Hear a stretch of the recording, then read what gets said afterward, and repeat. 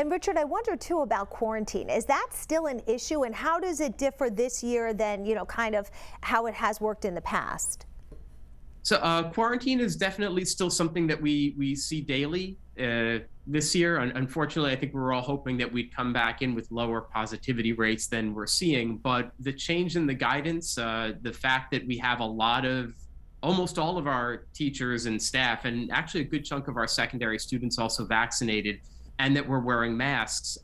We're finding that we don't have the scenarios where one positive case means quarantining a dozen kids.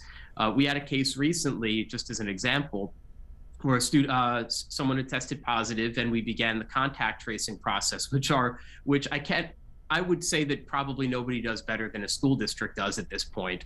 And during that process, they uncovered that there were 18 close contacts, and not one of them, based on mask wearing and vaccination status, had to quarantine. So that's huge. That's part of how we keep our schools open and keep kids in them. So. Yeah, and it also speaks to what our school nurses are doing and how their jobs have just completely changed during this time as well, from what they used to do to now how they have to, be these contact tracers.